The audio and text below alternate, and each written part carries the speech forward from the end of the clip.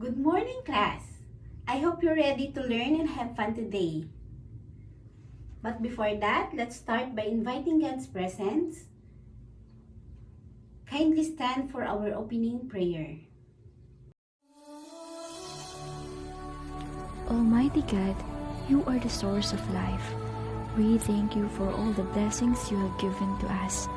Thank you for giving us another day to learn something new. Clear our mind and help us focus. Guide us and our teacher as we study and create new learning experiences. We pray in the name of Jesus Christ. Amen. Let's now check your attendance. Secretary, please list the absentees and hand it to me after class. So class, did I give you an assignment yesterday? Okay, you may now pass your notebook and I will check it later. Class, do you remember any stories? Good, because our topic today is the element of the story. Are you excited, student? Okay, before that, let's play a quick game to warm up your minds. Okay? I'll give you clues and you'll guess which story element I'm referring to. Raise your hand if you want to answer. Okay, number 1. I am the person or animal who moves story forward. Who am I? Very good. I tell you where and when things happen. Alright, Joseph, stand up. Very good. Next. I am the series of events from beginning to end. Yes, Miss Perla. Very good. Next. I am the problem that creates tension. Yes, Miss Camille. Okay. Thank you for your cooperation. You may now sit down. Okay, next. I am the message that story wants to teach. I am the message the story wants to teach you. Yes, Miss Reggie. Okay, great job. You're already thinking like real readers. Now, let's try identifying this in a short story. Okay, now class, I will present to you the short story. Listen carefully. I will read the story. Then you will identify the story elements together. Okay. And the title is The Magic Pencil. One rainy afternoon, a boy named Ben found an old pencil while cleaning his grandfather's attic. It looked ordinary, but when he wrote with it, the words came to life. Ben drew a bird and it flew off the page. He drew a sandwich and he could eat it. He was amazed and used the pencil to help others. He drew food for hungry, toys for lonely kids, and even umbrella for caught in the rain. But one day, a greedy man saw what Ben could do and tried to steal the pencil. Ben ran and hid it somewhere safe, deciding to only use it when someone truly needed help. From then on, Ben didn't need the pencil to be magical. He learned that kindness was the real magic. So, who are the characters of the story? Raise your hand if you want to answer. Yes, Miss Dory. Okay, very good. Number 2. Where did the important event happen? Where did the important event happen? Yes, Miss Carla. Okay, very good. Next, what are the most important events? What are the most important events? Yes, Miss Sarah. Okay, thank you. You may now sit down. Next, what was the main problem in the story? Yes, Mr. Joseph again. Okay, thank you. So, and the last, what lesson did Ben learn? What lesson did Ben learn? Okay, very good. Wonderful. Let's apply what we've learned to a story you've already known. Okay, class? Do you understand? Now, class, do you know the story of Snow White and the Seven Dwarfs? I will present the short movie and you will watch it. Okay?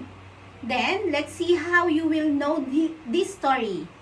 We'll use the 5 elements to break it down. Okay. Please watch it. This was my father's kingdom. A place of fairness. But the queen changed everything. Take him away! Your Majesty, What did you say? the people need some kindness. You know, I really don't remember you being this opinionated. Magic mirror on the wall. Who is the fairest of them all? Famed is thy beauty, Majesty. But a lovely maiden I now behold. I look at you, and I just want to be the fairest of them all. The queen is evil. You must flee into the woods.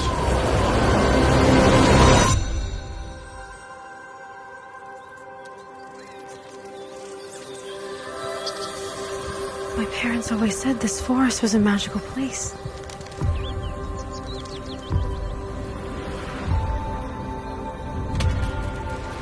Hello? Is there anybody here?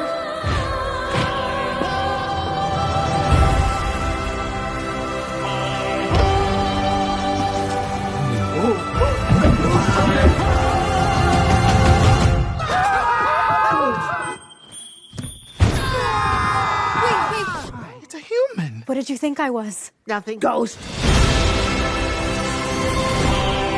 You'll be safe from the queen here. The queen stole everything from all of us. I'm gonna need your help.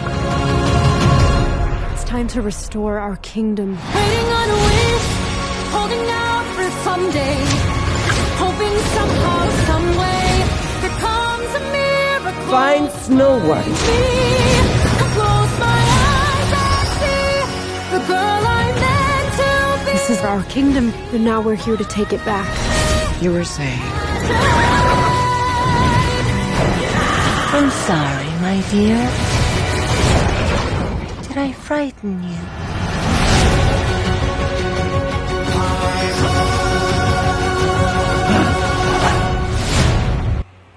Okay. Let's go to the question and answer. Who are the people involved in the story? Who are the people involved in the story? Yes, Miss Marie Chris. Okay, thank you. Where and when did the story happen? Where and when did the story happen? Yes, Miss Judith. Okay, very good. What happened first, next, and last? Just raise your hand if you want to answer, class, okay? And next, what was the problem?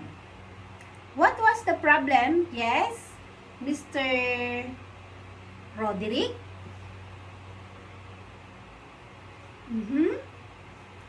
Okay. Okay? Very good. So, what is the message or lesson? What is the message of our lesson? Excuse me. Yes, Miss Marielle?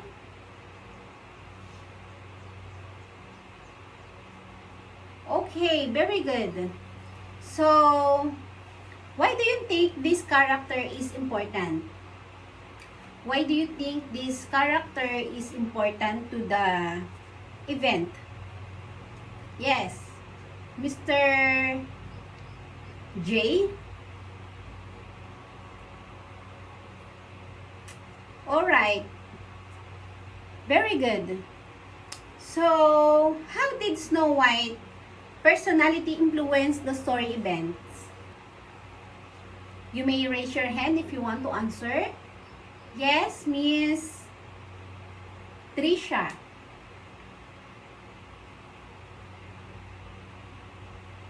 Okay, very good. Snow White changed by the end. And what caused the change? Let me see. Let me hear your answer, Mr.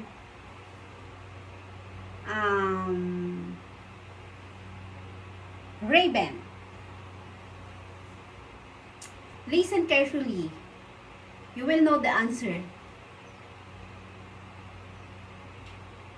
Okay, very good. You are a good listener. Okay, so I'll give you each group a short story or comic clips. And then you will identify the 5 elements of the story using your notes. Okay? So, group 1, I will give you Cinderella. And group 2, Rapunzel. And group 3, Sleeping Beauty.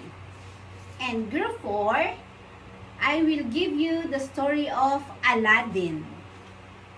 Okay? Then, you will give or you will identify the 5 elements of the story using your notes. And I will check it tomorrow. Okay? I will check it tomorrow. For your assignment, write a short story, 5 to 10 sentences, and make sure to include all 5 elements and underline or label them. So, that's all for today. Thank you for your participation. See you again tomorrow and God bless you. Bye, class!